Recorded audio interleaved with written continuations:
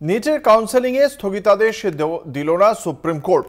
National testing এজেন্সিকে notice জারির যে আর্জি তাও খারিজ হয়ে গিয়েছে।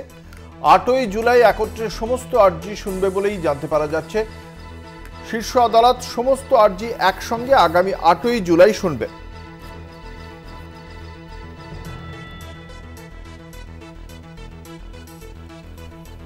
আপনাদের জানিয়ে রাখি, এর আগেই যখন এই বিষয়ে তদন্তের নির্দেশ দেওয়া হয়েছিল সেই সময় সুপ্রিম কোর্টের পক্ষ থেকে বলা হয়েছিল যে তদন্তর মতো চলবে, কিন্তু একই সঙ্গে পুরো যে কাউন্সেলিং প্রক্রিয়া, কোনো পরীক্ষায় পাশের পরেই যে কাউন্সেলিং প্রক্রিয়া চলে সেই কাউন্সেলিং প্রক্রিয়াও চলবে।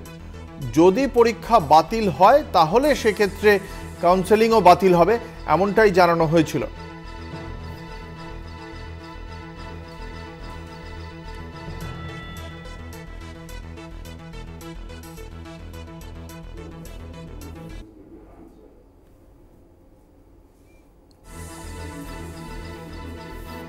এই মুহূর্তে আমাদের সঙ্গে রয়েছেন আমাদের প্রতিনিধি পল্লব চট্টোপাধ্যায়।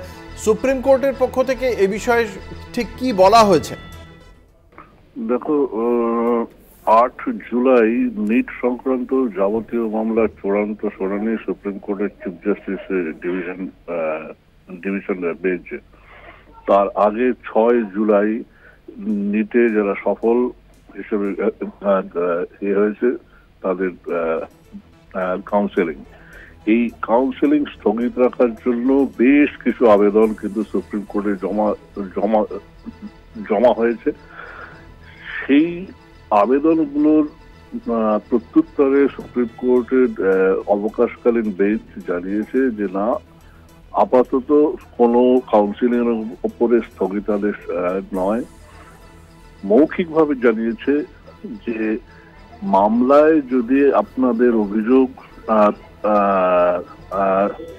প্রমাণিত হয় সেক্ষেত্রে পরীক্ষার ফলাফল সম্পূর্ণ বাতিল হবে, ফলে কাউন্সেলিং এখনই বন্ধ রাখার কোনো যুক্তিসম্মত কারণ নেই। উল্লেখ্য যে বিহার এবং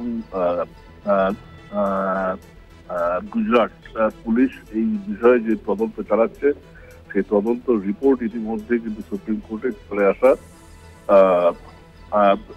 কথা।